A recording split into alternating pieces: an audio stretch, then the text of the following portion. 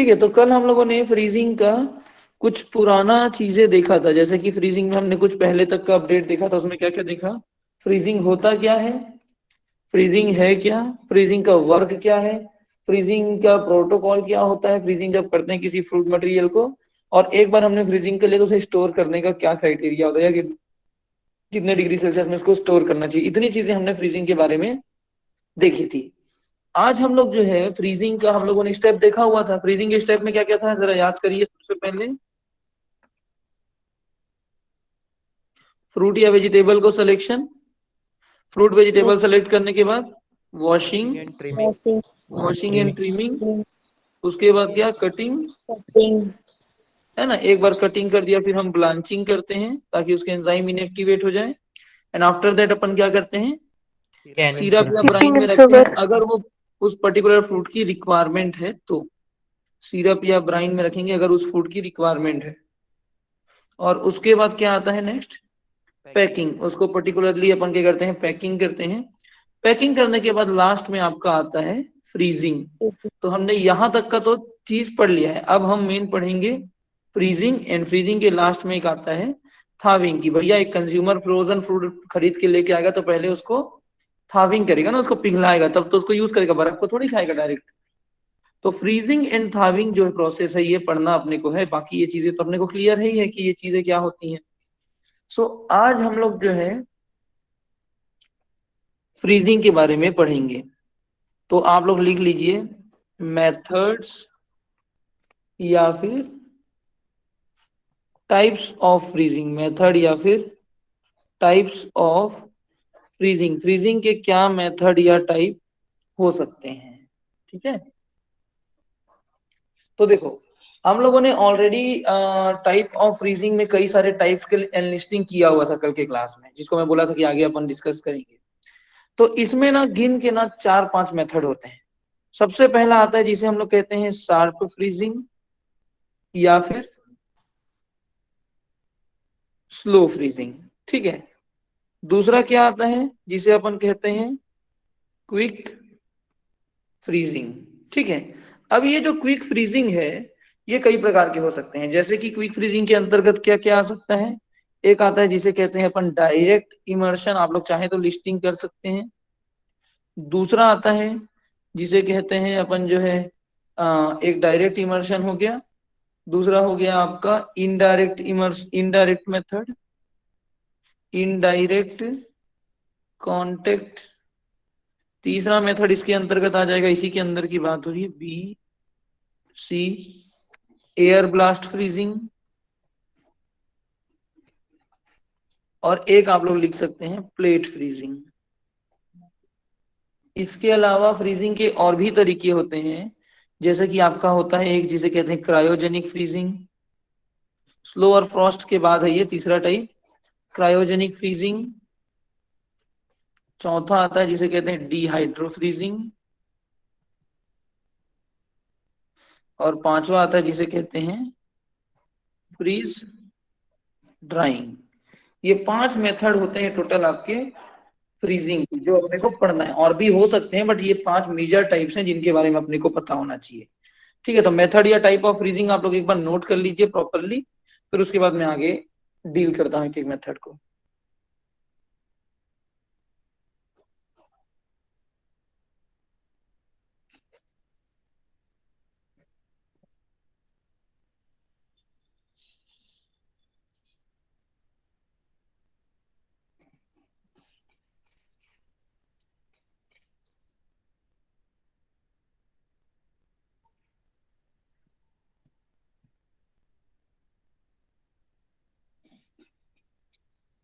Okay sir. हो गया, yes sir. ठीक है। तो इसमें सबसे पहले अपन देखते हैं शार्प फ्रीजिंग क्या होता है। शार्प फ्रीजिंग कह लो या फिर दूसरा उसे क्या कहते हैं बताइए, शार्प फ्रीजिंग को ही स्लो फ्रीजिंग। ठीक है। तो अब आप लोगों को नाम जैसे ही आप पढ़े कि शार्प फ्रीजिंग या स्लो फ्रीजिंग, तो वहीं पे आपको आइडिया हो गया कि भैया ये कहीं ना कहीं एक स्लो मेथड ऑफ फ्रीजिंग होगा, है ना। तो क्या होता है, इसको सबसे पहले 1861 में जैसे जैसे फ्रीजिंग का मटेरियल डेवलप होना स्टार्ट हुआ, तो 1861 में इसको फर्स्ट टाइम यूज किए थे। कब किए थे फर्स्ट टाइम इसको यूज? 1861 में। किसके लिए?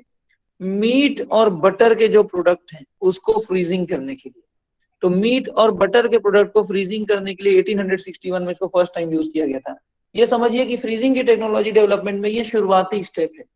इसमें ये लोग क्या करते थे कि आपका जो है ना एयर जो होता है ना, कोल्ड एयर, जिसका टेम्परेचर -3 डिग्री सेल्सियस से -79 डिग्री सेल्सियस तक मेंटेन करते थे, और उस एयर को ना सर्कुलेट करते थे। एक चेम्बर बना लेते हैं, इस चेम्बर के अंदर फ्रूट को रख दिए और इसी के फ्रूट के इर्द गिर्द पूरा इतना लो टेम्परेचर का जो पर्टिकुलर एयर है उसको घुमाएं, तो कहीं ना कहीं ये पर्टिकुलर जो प्रोडक्ट है वो ठंडा होगा धीरे धीरे, है कि नहीं? समझ पा रहे हो? Yes sir. तो वही है कि एयर को सर्कुलेट करते थे, लो टेम्परेचर वाले एयर को अपने फूड मटेरियल के इर्द गिर्द, जिससे वो जो है टेम्परेचर, जिससे क्या होता था, वो फूड मटेरियल ठंडा होता था। इसमें करने के लिए जो टाइम है वो 3 से 72 घंटे का टाइम लगता था। 3 घंटे से लेके 72 घंटे तक का टाइम लग जाता था। डिपेंड करता है कितने टेम्परेचर में आप कर रहे हो, क्या आपकी कंडीशंस है। सो ये जो है आपका अर्लीस्ट मेथड है, इसे हम शार्प सर फ्रीजिंग में -3 टू कितना होगा? 79। 7। ओके। हाँ, तो इतना लोअर टेम्परेचर में हम लोग करते थे। तो ये क्या है ना, टेक्नोलॉजी डेवलपमेंट में स्टार्टिंग फेज का मान के चल सकते हो आप। तो शार्प फ्रीजिंग या स्लो फ्रीजिंग से अपन क्या समझ रहे हैं कि शार्प फ्रीजिंग या स्लो फ्रीजिंग एक ऐसा मेथड है जिसमें हम लोग लो टेम्परेचर, मतलब जिसमें हम लोग कूल एयर को हमारे फूड के इर्द गिर्द पूरा सर्कुलेट करते थे, जिससे वो पर्टिकुलर फूड जो है वो फ्रीजिंग के प्रोसेस को आगे बढ़ता था। पर होता यह था कि चूंकि इस प्रोसेस में टाइम बहुत ज्यादा लगता था, इसलिए इसे हमने शार्प फ्रीजिंग या स्लो फ्रीजिंग कहा है। समझ में आया? ये चीज क्लियर हुई? Yes sir. Yes sir. Yes sir. अब देखो भाई, कोई भी मेथड है तो उसके कुछ एडवांटेज एंड डिसएडवांटेज भी होते हैं। तो इस मेथड में कोई कमी रही होगी, तभी तो हमने आगे के 4 टेक्नोलॉजी और डेवलप किए ना। तो इस मेथड में कुछ डिसएडवांटेज थे। डिसएडवांटेज क्या? कि अगर ज्यादा से ज्यादा समय अगर हमको लगा किसी चीज को ठंडा करने में, तो उससे क्या प्रॉब्लम आता है बताओ? आइस क्रिस्टल बन जाता है सर। हाँ, तो इसमें लार्ज साइज के आइस क्रिस्टल बनते थे, विच रप्चर्स द सेल। जो कि फ्रूट जूस, जो भी पर्टिकुलर प्रोडक्ट है, या ये देखो टिश्यू है, जैसे मीट वीट है, इसके टिश्यूज को, सेल्स को वो रैप्चर कर देता था, खराब कर देता था। इसलिए हम लोग जो है शार्प फ्रीजिंग या स्लो फ्रीजिंग को उतना उपयोग में नहीं लेते, क्योंकि ये एक स्लो प्रोसेस है। यहाँ तक की चीज समझ में आई सभी लोगों को? Yes yes sir. हाँ, इसको सर लिख लीजिए। टेम्परेचर बता दीजिए। Temperature -3 degree to -79। हाँ हाँ, टाइम क्या बताए? 3 से 72 आवर्स। ये लगभग -15 से सॉरी 79 नहीं, 29 है, 29, सॉरी। तभी बार बार पूछ रहे क्या? 29 लिख लीजिए।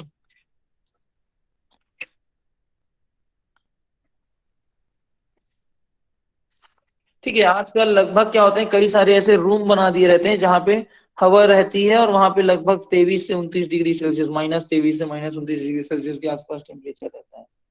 तो खैर ये इतनी चीजें हैं। इतना समझ में आया स्लो फ्रीजिंग क्यों कहते हैं इसे? सर क्रिस्टल की बात लिखा क्या है? हाँ हाँ, बोलिए। क्रिस्टल की बात क्या लिखा था sir? Large crystal which rupture the cell, rupture यानी उसको डैमेज कर देना, विच रप्चर्स द सेल।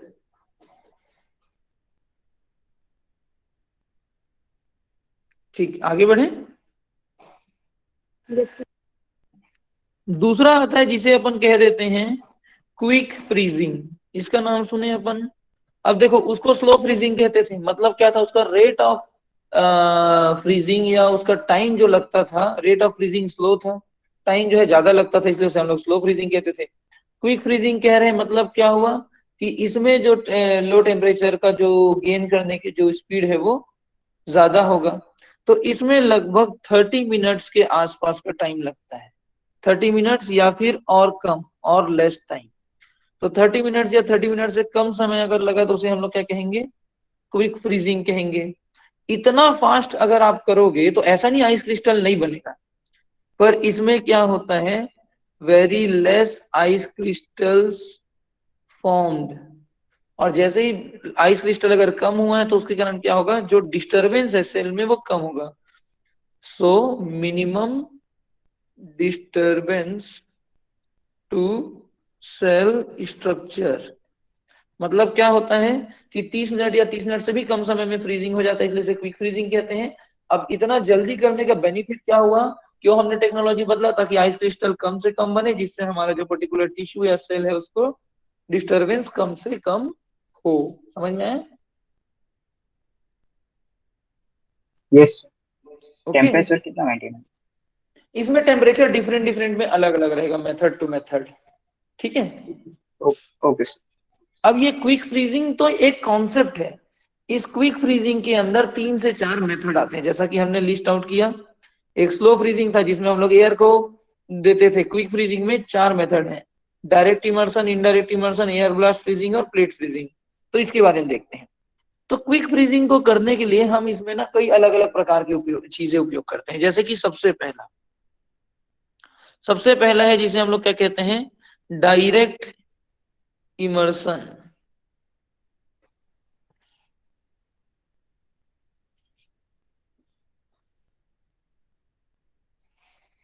एक मिनट रुकिए ना।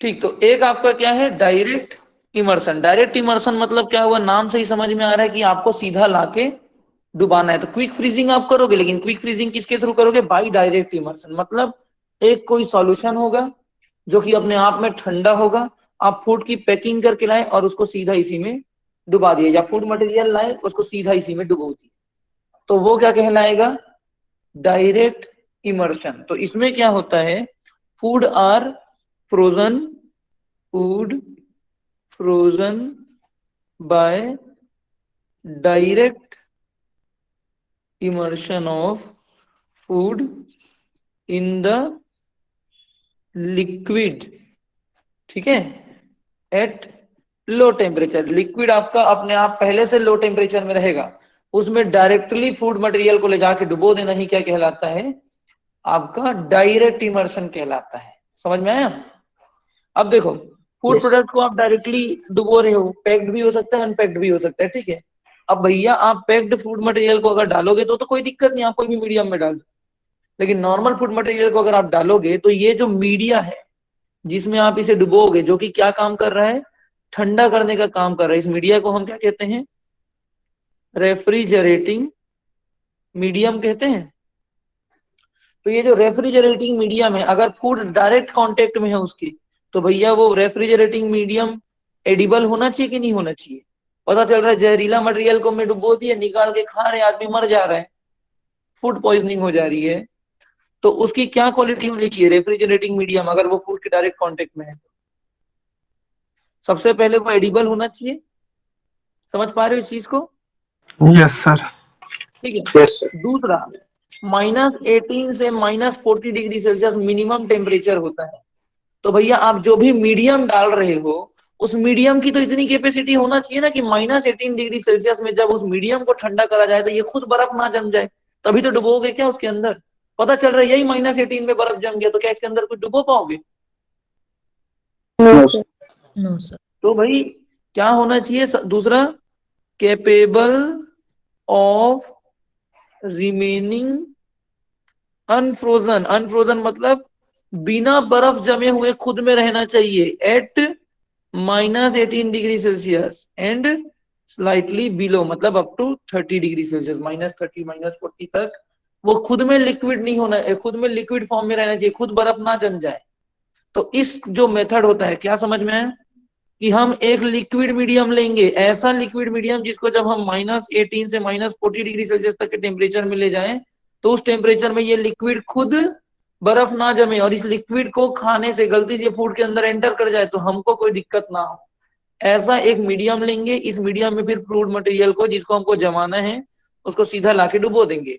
अब इसमें क्या हुआ, हमारा जो मटेरियल है वो डायरेक्ट कांटेक्ट में है ना इसके, हमारे जो फ्रीजिंग मीडिया उसमें हवा उड़ रहा था, इसमें डायरेक्ट कांटेक्ट में आ गया लिक्विड के, और लिक्विड ज्यादा अच्छा हीट और इलेक्ट्रिसिटी को ट्रांसफर करेगा ना एयर के कंपैरिजन में, समझ रहे हो? Yes. तो यहाँ पे कूलिंग हो जाती है फास्ट, इसे कहते हैं डायरेक्ट इमर्सन। एडवांटेज क्या है? क्या एडवांटेज हुए कि हीट ट्रांसफर वेरी हाई, बहुत फास्ट है। क्यों? क्योंकि फूड जो है वो डायरेक्ट कांटेक्ट है। क्यों? कारण क्या है? Direct contact of food and media, food और रेफ्रिजरेटिंग मीडिया के बीच में डायरेक्ट कांटेक्ट है। ठीक है। दूसरा चीज, ये जो रेफ्रिजरेटिंग मीडियम हम पढ़ रहे हैं जो कि एडिबल होना चाहिए, तो यहाँ पे रेफ्रिजरेटिंग मीडियम के रूप में हम किसे उपयोग करते हैं? या तो आप ब्राइन सॉल्यूशन को उपयोग करोगे या तो सिरप सॉल्यूशन को। मतलब शुगर सिरप को ले लो या ब्राइन को ले लो, इन दोनों के अंदर ये खासियत होता है कि -18 और थोड़ा और नीचे जाओगे तो भी ये जो है क्या बोलते हैं, किसी भी प्रकार का फ्रीजिंग का प्रोसेस इसमें नहीं दिखता। मतलब नमक के सॉल्यूशन को फ्रीजर में डाल के देखना, पानी और उसको, नमक का सॉल्यूशन नहीं डूबेगा और आपका जो पानी है वो क्या हो जाएगा? फ्रीजिंग आ जाएगा। तो आपका जो ब्राइन का सॉल्यूशन है और सिरप की सॉल्यूशन है, इनके अंदर ये खासियत पाया जाता है कि -18 से -40 डिग्री सेल्सियस के टेम्परेचर में भी आप रखोगे तो ये बर्फ नहीं जमते हैं। इसलिए इनको अपन रेफ्रिजरेटिंग मीडियम के रूप में यूज कर सकते हैं। उसको खाने से कोई दिक्कत नहीं है, कैनिंग में तो ऑलरेडी ब्राइनिंग करते ही है ना अपन, समझ रहे हो?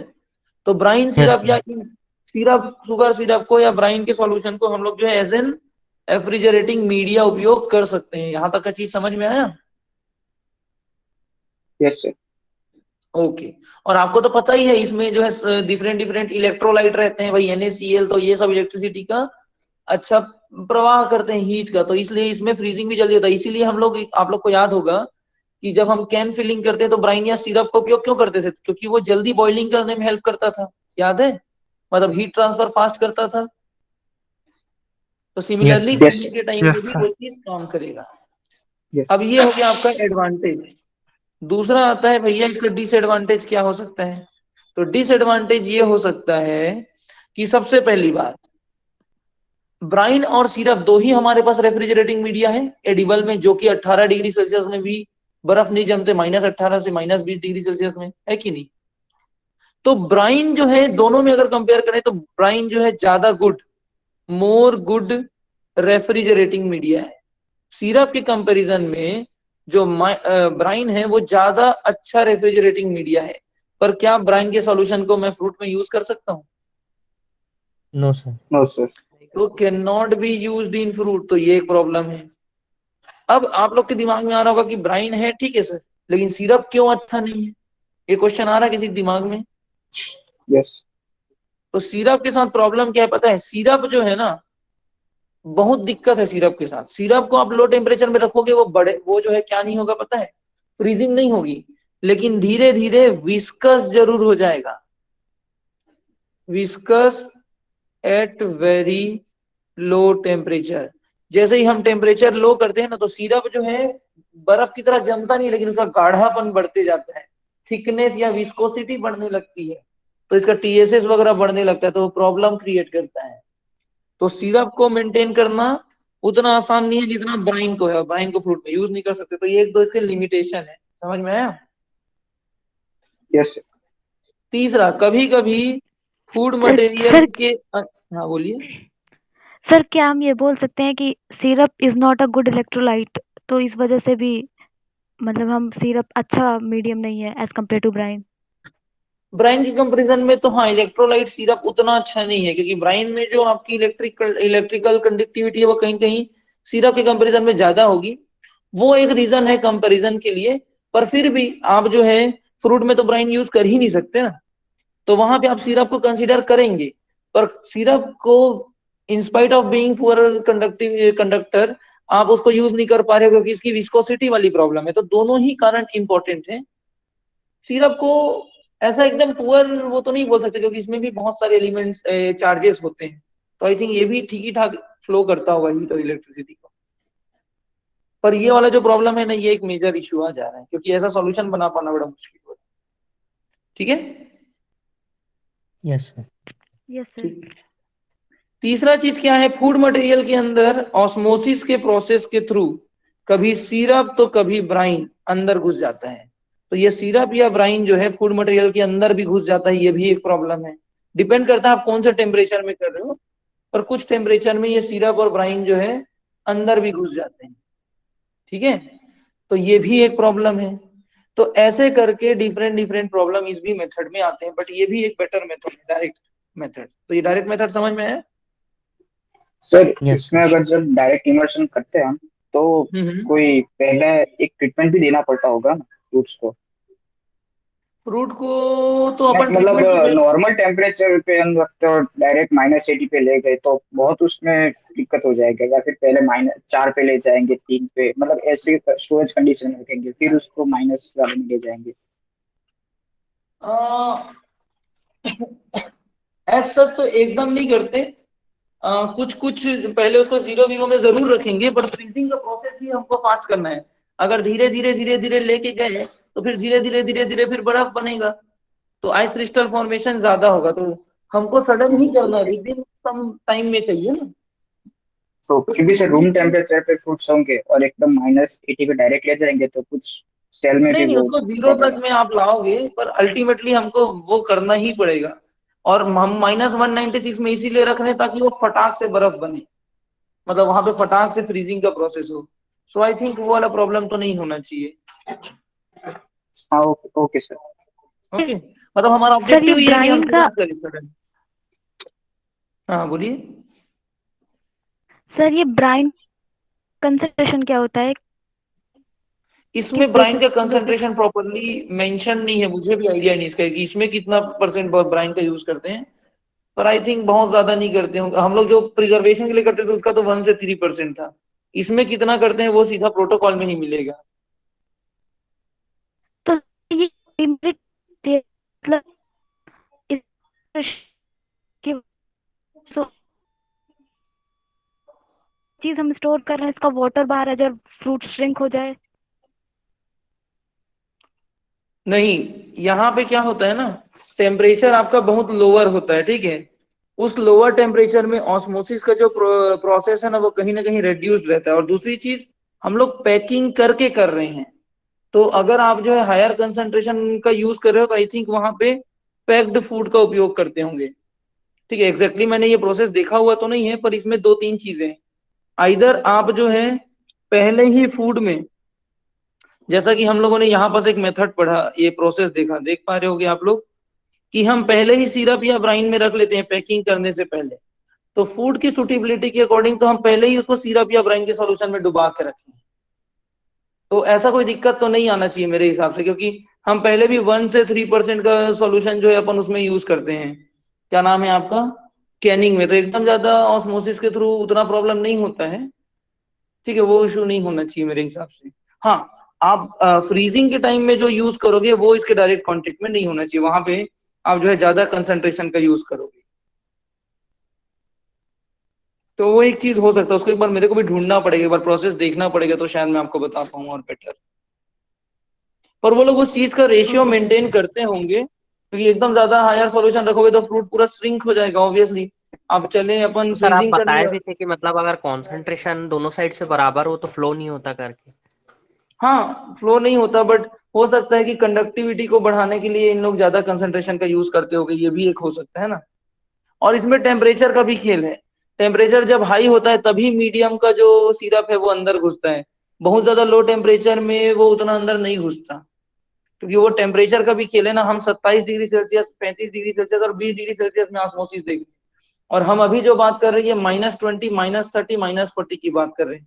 तो उस पर्टिकुलर टेम्परेचर में एक्चुअल ऑस्मोसिस का प्रोसेस का रेट कितना होता है, क्या होता है, उसका अंदाजा हम लोग यहाँ पे अभी शायद ही लगा पाएंगे। सो जो लोग वहां पे काम किए ना वो लोग बता पाएंगे।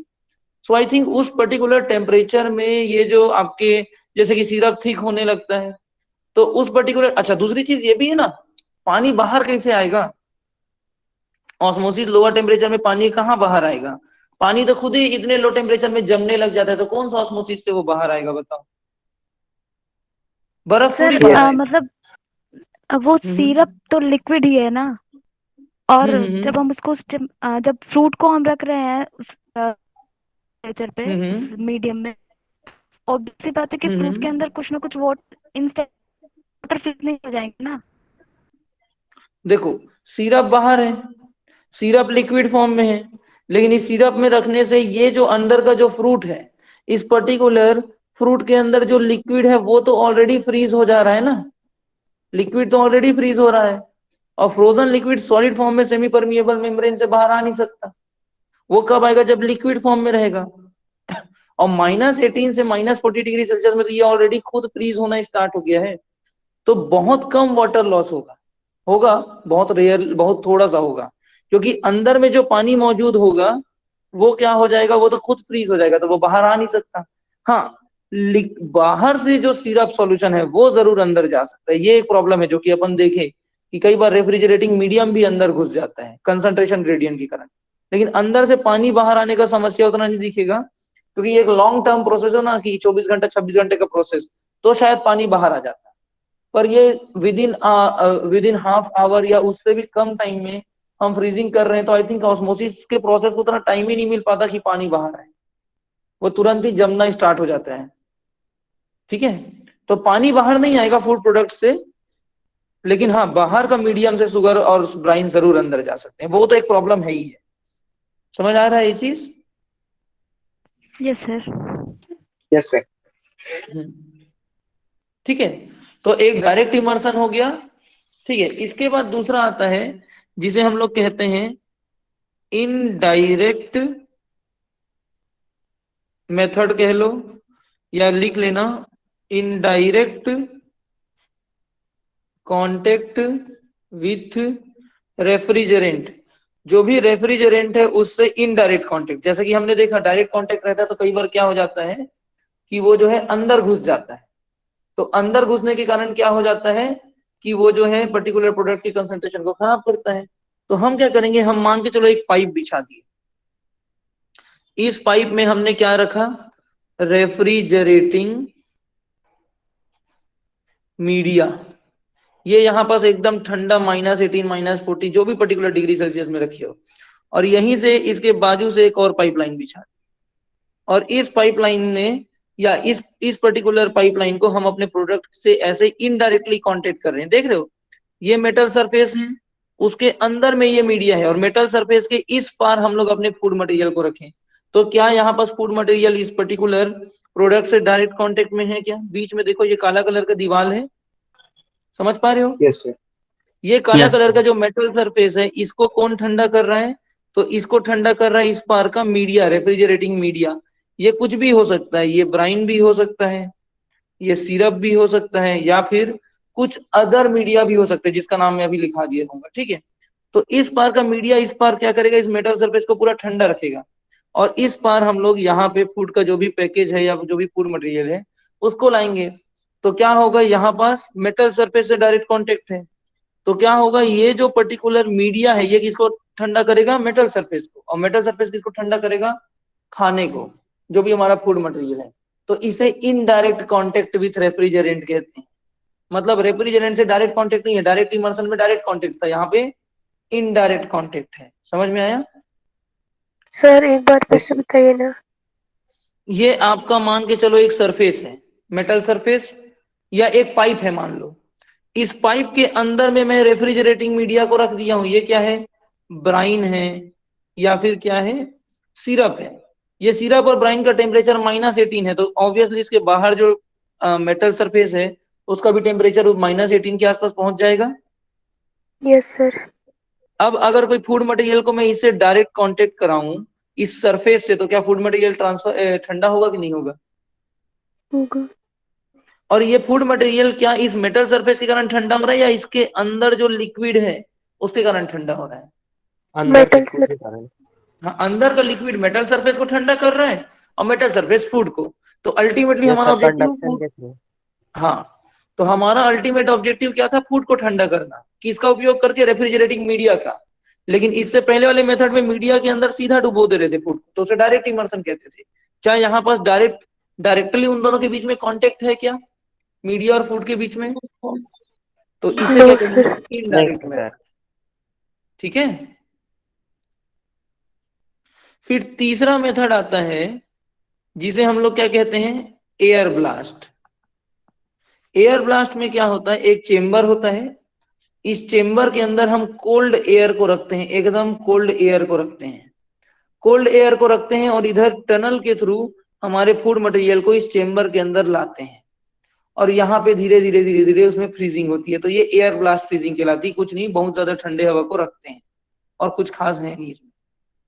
ठीक है, इसमें टेम्परेचर जो है आपका एयर का टेम्परेचर -18 से -34 डिग्री सेल्सियस या और इवन लोअर, मतलब और कम टेम्परेचर हो सकता है।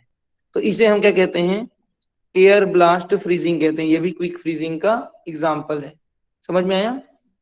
इससे पहले भी हमने Yes. एयर का किया था, पर वहां पे टेम्परेचर -15 से -29 डिग्री सेल्सियस था, या -18 से -34 या -40 या और नीचे भी जा सकता है एयर का टेम्परेचर। ठीक है, Yes, sir.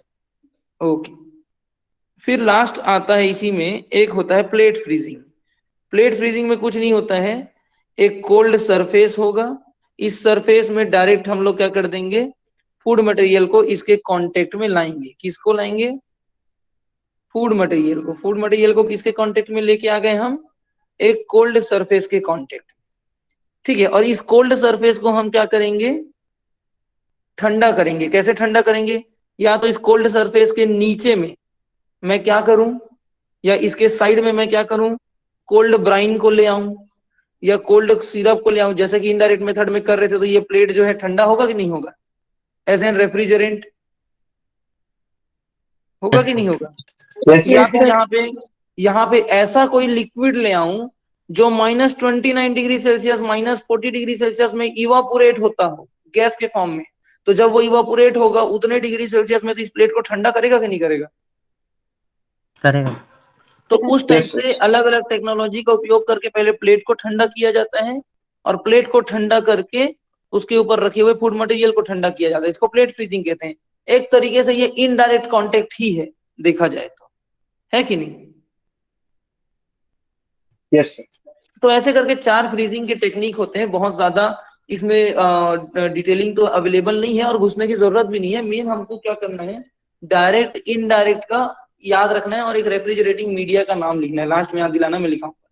तो ये 2 टाइप के समझ में आए, एक क्विक फ्रीजिंग और एक शार्प फ्रीजिंग। Yes. तीसरा आता है जिसे कहते हैं क्रायोजेनिक फ्रीजिंग। क्रायोजेनिक फ्रीजिंग क्या कहते हैं? क्रायोजेनिक मतलब ये देख रहे हो, क्रायो इंजन, जब -60 डिग्री सेल्सियस से -60 डिग्री सेल्सियस से ज्यादा लोअर टेम्परेचर में जाके हम फ्रीजिंग करें तो उसे हम क्या कहते हैं, क्रायोजेनिक फ्रीजिंग कहते हैं। ठीक है, क्रायोजेनिक फ्रीजिंग क्या है? जब फ्रीजिंग -60 डिग्री सेल्सियस से नीचे जाके किया जाए। इस चीज के लिए हम किसका उपयोग करते हैं?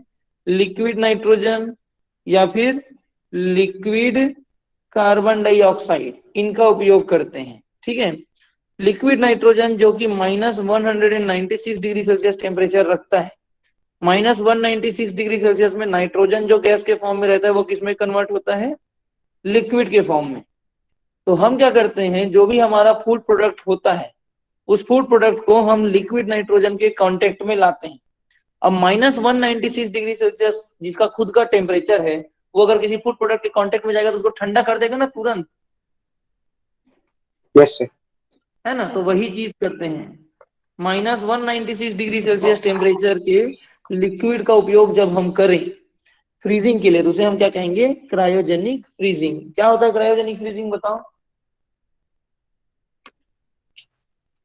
-60 डिग्री से लोअर टेम्परेचर होता है तब लोअर freezing टेम्परेचर दिखता है. का, हाँ, -60 डिग्री सेल्सियस से लोअर टेम्परेचर का उपयोग जब हम फ्रीजिंग के लिए करें तो उसे क्रायोजेनिक फ्रीजिंग कहते हैं। इसमें liquid nitrogen, liquid carbon dioxide, इनका उपयोग होता है।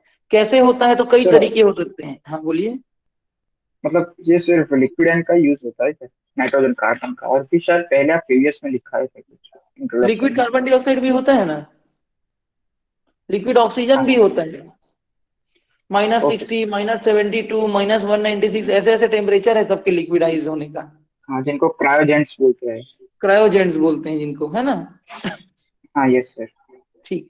अब देखो, आपने जो है क्या किया, इसमें भी कई मेथड हो सकते हैं कि भाई आपने कह दिया कि हाँ -196 डिग्री सेल्सियस में लिक्विड नाइट्रोजन को ट्रीट करना है, तो कैसे ट्रीट करोगे?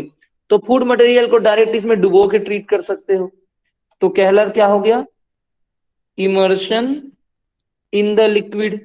आप लिक्विड में डायरेक्ट फूड मटेरियल को इमर्स करके यानी कि डुबो के कर सकते हो। दूसरा spraying of liquid, spraying of liquid कि ये जो लिक्विड नाइट्रोजन या लिक्विड ऑक्सीजन या लिक्विड कार्बन डाइऑक्साइड रखे उसको फ्रूट मटेरियल के आजू बाजू में स्प्रे करो, जैसे ही ये इवापोरेट होगा तो यहाँ से और एनर्जी ले जाएगा और इसको ठंडा करके जाएगा, तो भी फ्रीजिंग होगा, है कि नहीं। या फिर तीसरा क्या कर सकते हो, circulation of vapour over the food, इनका जो भी वेपर फॉर्म होगा उसको सर्कुलेट करो। तो ऐसे कई अलग अलग तरीके से आप जो है कर सकते हो। तो ये क्रायोजेनिक फ्रीजिंग करने के तरीके हैं, आपको ये तरीकों पे नहीं पूछा जाएगा सवाल। क्रायोजेनिक फ्रीजिंग के लिए किसका यूज करते हैं या -60 से नीचे करते हैं तो क्या कहते हैं, ये जरूर पूछेगा। समझ में आए cryogenic freezing? Yes yes sir. Okay.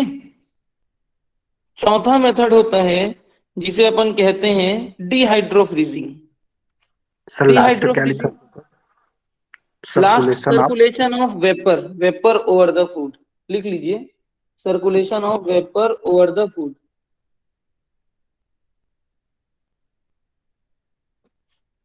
ठीक, अब यस लास्ट लिख लो। हाँ क्या बोल रहे हैं? नो सर कुछ नहीं।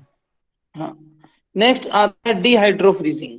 डिहाइड्रोफ्रीजिंग मतलब यहाँ पे शब्द देख रहे हो, एक डिहाइड्रो और एक फ्रीजिंग है। मतलब ये डिहाइड्रो का मतलब क्या हुआ, डिहाइड्रेशन, और दूसरा फ्रीजिंग मतलब फ्रीजिंग।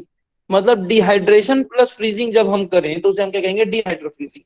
ऑब्वियसली जब हम फ्रीजिंग करते हैं लिक्विड होता है, और लिक्विड को ही फ्रीज करने में हमको बहुत दिक्कत हो रहा है, उसी के लिए तो टाइम लग रहा है ना फ्रीजिंग करने के लिए पूरा, क्योंकि लिक्विड ही तो हमारा मेन माइक्रो ऑर्गेनिज्म की ग्रोथ के लिए नहीं रहेगा, तो हमको फ्रीजिंग करने की जरूरत ही नहीं पड़ती, है कि नहीं।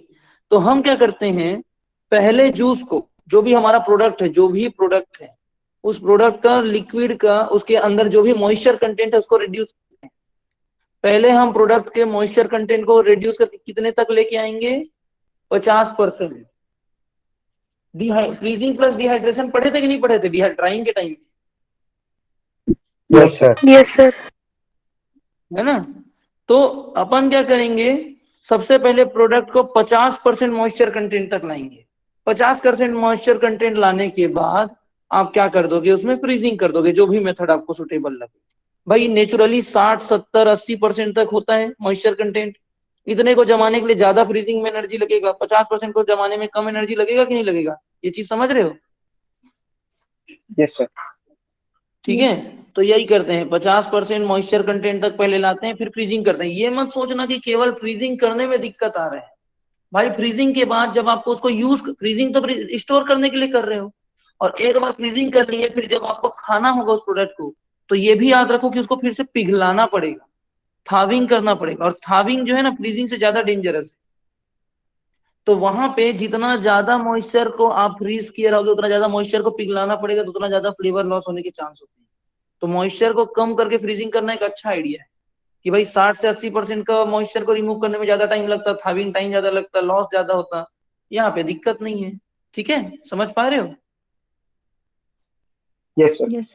तो ये डिहाइड्रो फ्रीजिंग होता है, पहले डिहाइड्रेशन करेंगे फिर फ्रीजिंग करेंगे। डिहाइड्रेशन 50% मॉइस्चर कंटेंट तक, डिहाइड्रेशन के प्रोसेस के थ्रू फिर सीधा फ्रीजिंग।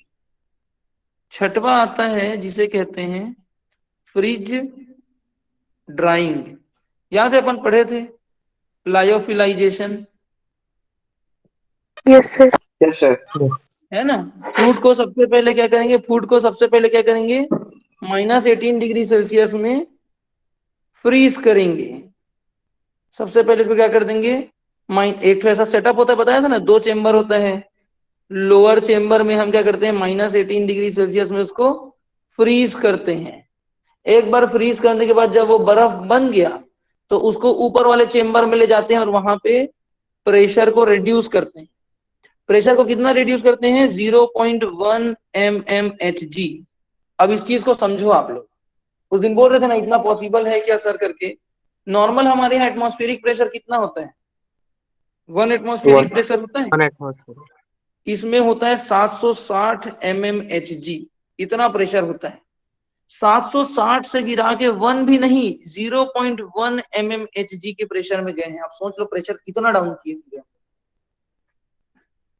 इतना नीचे जाने के बाद हम टेम्परेचर देख पाते हैं कि 30 डिग्री सेल्सियस में पानी उसका इवापोरेट होके, मतलब इवापोरेट होने का मतलब आइस से डायरेक्ट किस में कन्वर्ट हो जाता है, एयर में कन्वर्ट हो जाता है, जिसे हम सब्लिमेशन कहते हैं ना।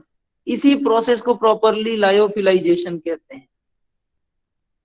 तो 30 डिग्री सेल्सियस में 24 घंटे के लिए रखते हैं, उसके बाद 20 डिग्री सेल्सियस में रखते हैं 24 घंटे के लिए, और ये 48 घंटे में पूरा इसका बर्फ उड़ जाता है। इसे कहते हैं फ्रीज ड्राइंग।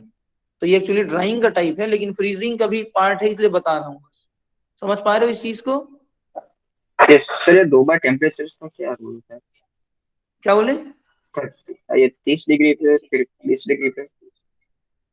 30 डिग्री पे फिर 20 डिग्री, इसको ना पहले तो 30 डिग्री सेल्सियस में करते हैं, फिर मॉइस्चर कंटेंट जब एकदम कम हो जाता है तब शायद इसको 20 डिग्री में करते हैं। मेरे को भी इसका लॉजिक तो एकदम एग्जैक्टली नहीं पता कि क्यों इसको 20 डिग्री में बाद में रखते हैं, या हो सकता है कि 20 डिग्री में इसलिए करते हैं ताकि कुछ अमाउंट ऑफ मॉइस्चर बच जाए, 4-5%। हाँ ओके ओके ओके, तो वो एक कारण हो सकता है।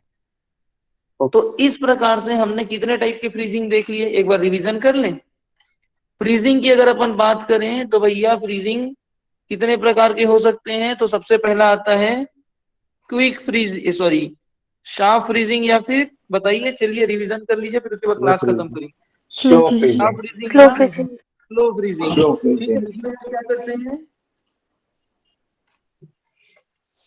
उसमें से सर्कुलेट किया जाता है, तो जनरली मीट या बटर का प्रोडक्ट्स होता है, हाँ तब यूज होता है।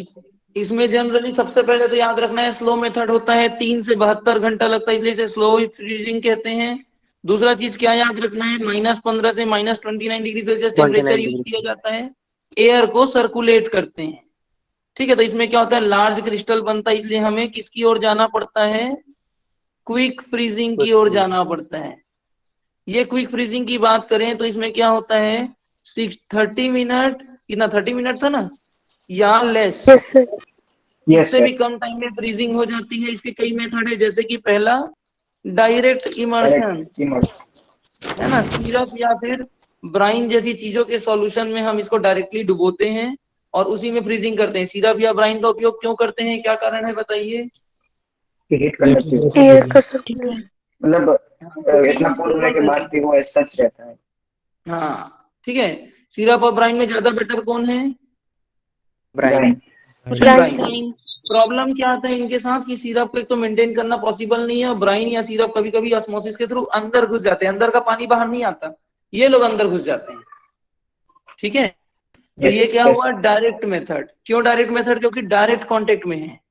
दूसरा आता है इनडायरेक्ट मेथड, ये क्या होता है? मतलब कोई सरफेस को हीट करता है, जैसे पाइप होती है तो उसमें मेटल का सरफेस रहता है, वो एक ठंडा होने मेटल से का फिर सरफेस प्रोडक्ट लेते ठंडा हैं, होता पाइप के टाइप का, इसमें हम रेफ्रिजरेटिंग मीडियम को फ्लो करते हैं, जिससे ये सरफेस ठंडा होता है, फिर इस ठंडे सरफेस से हम फूड मटेरियल को रखते हैं। तो डायरेक्ट कांटेक्ट में नहीं है फूड जो है इस मीडिया के साथ, इसलिए इसे इनडायरेक्ट मेथड कहते हैं।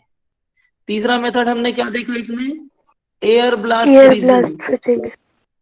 एक आइसोलेटेड चेंबर होगा, एक चेंबर होगा आइसोलेटेड, जिससे एनर्जी अंदर या बाहर नहीं जा सकती। इसमें हम एयर को छोड़ देते हैं, कितना, -18 से -34 लिखा जरूर है, बट ये -40 तक जाता है, और लोअर टेम्परेचर तक जाएगा, 40-45 तक। तो -18 से -40 डिग्री सेल्सियस तक के टेम्परेचर की ठंडे हवा को हम डालते हैं, और उससे है। फूड में चैम्बर फ्रीजिंग होती होगा है। जिसमें हाँ, हम एयर को ऐसे थ्रो करेंगे, तो ये वैक्यूम होगा तो उस चैम्बर में। नहीं नहीं, वैक्यूम वैक्यूम नहीं होगा, आइसोलेटेड सिस्टम होगा। आप लोगों ने थर्मोडाइनमिक्स पढ़ा होगा ना, 3 टाइप के सिस्टम होते हैं। एक होता है आइसोलेटेड सिस्टम, जिससे हीट ना बाहर जा सकता है ना अंदर आ सकता है। वैक्यूम रखने हाँ की यस। जरूरत नहीं है ना, वैक्यूम रखोगे तो फिर तो इवापोरेशन चालू हो जाएगा।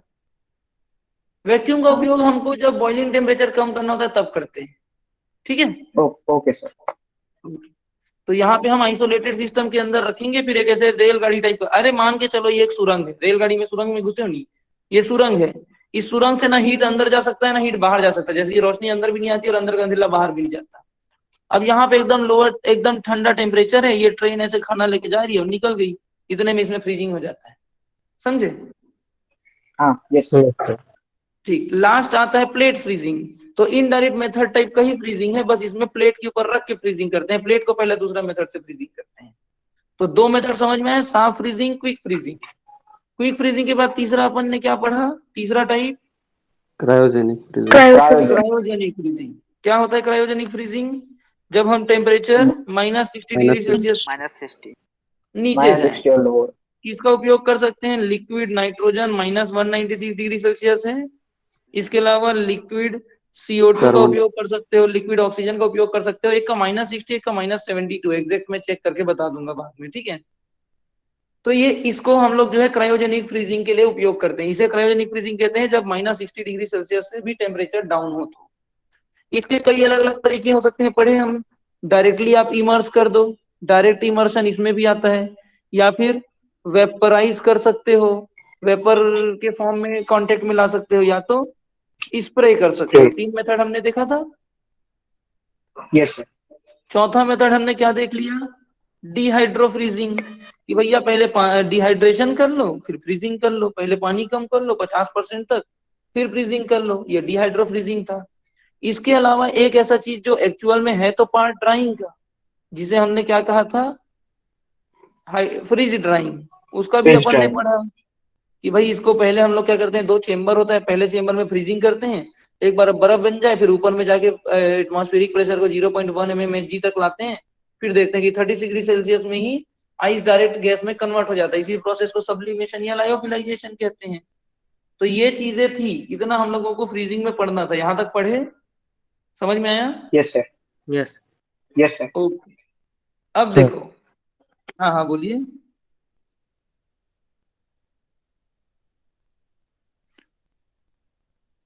कुछ बोल रहे? सर हाँ हाँ बोलिए। सर पेपर में ऐसा ही क्वेश्चन आ सकता है कि कौन सी फ्रीजिंग मेथड कौन से प्रोडक्ट के लिए यूज करते हैं? हाँ वो भी, वो वैसे तो आता नहीं है उतना, पर मैं आप लोग को लिस्ट दे दिए रहूंगा किसको किसके लिए कर सकते हैं। सारे के सारे तो नहीं आएंगे, बट बहुत सारे की आपको लिस्ट मिल जाएंगे, ठीक है। यहां तक हुआ? Okay sir. प्रोडक्ट वाइज वैसे नहीं आते हैं जनरली, ये फ्रिज ड्राइंग का बस आ सकता है। इसको मैंगो पल्प वगैरह के लिए यूज करते हैं, फ्रीजिंग में उतना उम्मीद नहीं है उसके आने का, ठीक। अब इसमें इसके बाद क्या हुआ? अब भैया आपने क्या कर लिया? फ्रीजिंग कर लिया। इन मेथड का उपयोग करके आपने फ्रीजिंग कर लिया। -5 डिग्री सेल्सियस में फ्रीजिंग करने के बाद आपने स्टोर भी कर लिया। अब स्टोर करके रखा, दुकान वाले से आप खरीद के घर भी ले आए, या कंपनी वाला ले लिया अपने काम के लिए। अब क्या -5 डिग्री सेल्सियस में बर्फ जमे हुए जूस को थोड़ी पियोगे आप? पेप्सी थोड़ी खाना है अपने को जूस पीना है। तो अपन क्या करेंगे? इसको पहले पिघलाएंगे कि नहीं पिघलाएंगे? Yes sir. यस है ना? तो पहले पिघलाएंगे फिर पिएंगे। तो फूड को, जो फ्रोजन फूड मटेरियल होता है, फ्रोजन फूड मटेरियल जो होता है, उसको फिर से लिक्विड फॉर्म में या उसके ओरिजिनल फॉर्म में लाने की जो प्रोसेस होती है, उसे ही हम लोग क्या कहते हैं? थाविंग कहते हैं। क्या लिखोगे? जो आपका फ्रोजन फूड मटेरियल होता है ना, उसको फिर से उसके ओरिजिनल फॉर्म में, सॉलिड है तो सॉलिड फॉर्म में, लिक्विड है तो लिक्विड फॉर्म में लाने का जो प्रोसेस होता है, उसे ही हम क्या कहते हैं? थाविंग कहते हैं। समझ में आया? Yes sir. ठीक है। और थाविंग जो है ना, फ्रीजिंग से भी ज्यादा टाइम लेता है, इसलिए थाविंग एक बहुत इंपॉर्टेंट वो है, पार्ट है। फ्रीजिंग से ज्यादा टाइम लगता है आपके किसको? थाविंग को। इसको ऐसे समझो, एक बोतल पानी है, ठीक है। इस एक बोतल पानी को आप अपने फ्रिज के फ्रीजर में रखना और देखना कितने देर में ये कंप्लीट बर्फ जमता है। मान के चलो 1 घंटे में वो कंप्लीट बर्फ जमता है, तो उसी फ्रिज के पानी को नॉर्मल टेम्परेचर में छोड़ देना, फिर बताना कि वो कितने घंटे में कंप्लीटली पानी में कन्वर्ट होता है। क्या 1 घंटे में हो जाएगा? सर। खुला रहेगा तो बात अलग है, वो आइस क्यूब वाला जो जमाने वाला आता है उसकी बात नहीं कर रहा हूँ, पानी बॉटल की बात कर रहा हूँ। आप देखोगे ये कोने का जो है 1 घंटे में हो जाएगा, यहाँ का 1 घंटे में हो जाएगा, बट सेंटर में अभी भी बर्फ ऐसे घूमते रहेगा। देखते हो ये चीज? यस सर हमेशा याद रखना कि फ्रीजिंग से ज्यादा टाइम थाविंग में लगता है। और जब आप बर्फ बनाते हो उस समय बड़ा बड़ा क्रिस्टलाइजेशन का प्रॉब्लम आता है। फ्रीजिंग के टाइम में क्या प्रॉब्लम आता है? क्रिस्टलाइजेशन का, जिससे हमारा फ्लेवर ऑर्डर खराब होता है, सेल्स डेप्चर होते हैं। वैसे ही इसको खोलते समय भी क्रिस्टल बनते हैं, उस प्रॉब्लम को रिक्रिस्टलाइजेशन कहते हैं। तो इस समय भी रिक्रिस्टलाइजेशन का प्रॉब्लम आता है। तो थाविंग भी एक बहुत इंपॉर्टेंट स्टेप है, इसको याद रखना हमेशा। और थाविंग ज्यादा डेंजरस है फ्रीजिंग के कंपैरिजन में, क्योंकि इसमें बहुत टाइम लगता है। समझ पा रहे हो? Yes sir. ऐसा क्यों होता है? तो याद रखना, जो आइस है ना, आइस का जो हीट कंडक्शन है वो जो है ना लिक्विड से ज्यादा है। आइस जो है ज्यादा जल्दी हीट को पास करता है कंपेयर टू लिक्विड। मतलब अगर कोई पर्टिकुलर मटेरियल गर्म होगा तो आइस पहले गर्म होगा, लिक्विड लेट से होगा। ठंडा होगा तो आइस पहले होगा, लिक्विड पहले से लेट होगा। तो जब एक बर्फ के पानी को आप जो है मान के चलो, ये बर्फ जमा हुआ जो प्रोडक्ट है, इसको अगर आप जो है नीचे से हीट भी करते हो या आजू बाजू से गर्म टेम्परेचर देते हो, तो क्या होगा, ये जो पर्टिकुलर बर्फ है ये पिघलना चालू होगा, क्योंकि heat good conductor of electricity है आइस जो है। तो ये तुरंत तुरंत तुरंत तुरंत पिघलना चालू होगा। लेकिन एक समय जब ये पिघलना चालू हो जाएगा तो आप देखोगे कि यहाँ कॉर्नर में आइस रहेगा कि पानी रहेगा, यहाँ कॉर्नर में आइस रहेगा कि पानी रहेगा, यहाँ कॉर्नर में आइस रहेगा कि पानी। पहले तो बाउंड्री ही पिघलेगा ना, बाहर से हीट दोगे तो। यस। तो क्या होगा, ये बाहर जो है किस में कन्वर्ट हो जाता है, पूरा पानी में, और आइस रह जाता है सेंटर में। अब पहले चूंकि यहाँ कॉर्नर में भी आइस था, यहाँ भी आइस था, तो हीट तुरंत ट्रांसफर हो रहा था। अब बाहर में है लिक्विड और सेंटर में है आइस, और लिक्विड का कंडक्टिविटी आइस की कंडक्टिविटी से स्लो है। तो क्या अभी भी उसी स्पीड से ये हीट अंदर जा पाएगा? No sir. इसी कारण क्या होता है कि जैसे जैसे बर्फ जितना ज्यादा पिघलते जाता है, थाविंग की प्रोसेस उतनी स्लो होती जाती है, क्योंकि हीट का जो कंडक्शन अंदर होना चाहिए वो और स्लो होते जाता है पानी के कंटेंट के बढ़ने से। नो डाउट पानी अपने आप में अच्छा कंडक्टर है, लेकिन बर्फ के कंपेरिजन में पुअर कंडक्टर है। समझ पा रहे हो? वहीं पे आप ये करके देखो कि ये एक गिलास पानी है, इसको इधर से भी लो टेम्परेचर दिए, इधर से भी लो टेम्परेचर दिए, इधर से भी लो टेम्परेचर दिए, तो क्या होगा, सबसे पहले तो यहाँ पे बर्फ जमेगा ना, कॉर्नर कॉर्नर में, कॉर्नर में यस बर्फ सर। जमेगा। तो क्या होगा, जैसे जैसे ये बर्फ जम बढ़ता जाएगा, बर्फ जमने की प्रोसेस और तेज होती जाएगी। क्यों? क्योंकि बर्फ जो है पानी से ज्यादा good conductor of heat and electricity है।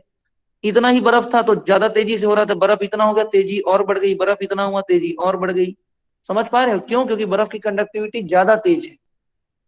तो बर्फ जमने के टाइम पे प्रोसेस फास्ट होती है, क्योंकि बर्फ का वो खासियत है। लेकिन यहीं पे आप अंदर से बर्फ जमाओगे तो वो चीज नहीं हो। तो समझ पा रहे हो क्या कारण है? Yes sir. Okay. Yes sir. Yes sir. तो थाविंग बहुत इंपॉर्टेंट है। थाविंग के कई तरीके हो सकते हैं। थाविंग के समय में आपको हमेशा ध्यान रखना है, इस समय फ्लेवर वेवर लॉस हो सकता है। तो हमेशा अपने को कोशिश करना है कि थाविंग जितना जल्दी हो उतना अच्छा है। थाविंग कई अलग अलग प्रकार से कर सकते हैं, जैसे कि माइक्रोवेव का उपयोग कर सकते हो, ठीक है। रनिंग वाटर के नीचे रख सकते हो, रनिंग वाटर मतलब नल के नीचे ऐसे रख देते हैं नहीं, जमाने के लिए। या फिर वार्म वाटर के बीच में डुबो सकते हो, वार्म वाटर का उपयोग कर सकते हो। मतलब ये देखो, नल से पानी चल रहा है, यहाँ पे इसके कांटेक्ट में रख दिए तो इसके गर्मी से ये पिघल जाएगा। या तो गर्म पानी के बीच में रख दिए तो ये पिघल जाएगा, या तो माइक्रोवेव में रख दिए। ऐसे कई अलग अलग प्रकार के मेथड से आप जो है थाविंग कर सकते हो। तो ये चीज समझ में आई? Yes sir. तो ये टोटल ओवरऑल फ्रीजिंग था। ठीक है, फ्रीजिंग में बहुत सारे के एग्जांपल तो नहीं है, जो एग्जांपल मेरे पास अवेलेबल हैं वो मैं आपको बता देता हूं। जो आपने शार्प फ्रीजिंग पढ़ा था, ठीक है, वो मीट और बटर के लिए उपयोग होता है। ठीक है, ओके, लिख पाए इसको? Yes sir. ओके। इसके बाद आपका जो डायरेक्ट इनडायरेक्ट फ्रीजिंग है ना, ये सब ना मेथड्स में यूज होते हैं, कैनिंग वेनिंग के, कहाँ कहाँ क्या क्या लिखा है। जो उसके बाद जो वेजिटेबल्स भी मिलते हैं ना, हाँ, फ्रोजन किए गए। वही एयर ब्लास्ट जो फ्रीजिंग है, ये पैक्ड वेजिटेबल के लिए यूज होता है, पैक्ड वेजिटेबल के लिए यूज होता है। ठीक है, तो ये लिख सकते हैं, फ्रोजन वेजिटेबल के लिए यूज होता है, वही फ्रोजन मटर, फ्रोजन वेजिटेबल के लिए भी यूज होता है। ठीक है, लेकिन इसको थाविंग करने की जरूरत है। मटर को भी देखते हो ना, फ्रीज से निकालने के बाद पहले पानी में डुबो के रखते हैं, यस सर। है ना। उसके बाद आता है प्लेट फ्रीजिंग। तो प्लेट फ्रीजिंग जो है वो जूस प्लेट फ्रीजिंग जो पर्टिकुलर है ये आपके अनपैक्ड फूड के लिए यूज होता है।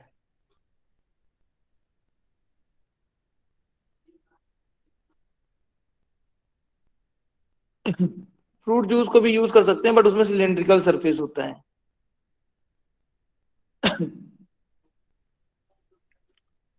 उसके बाद आपका एक आता है क्रायोजेनिक। तो क्रायोजेनिक में आप किसके लिए करते हैं? Mushroom, sliced tomato, whole strawberry, raspberry, इस प्रकार की चीजों के लिए।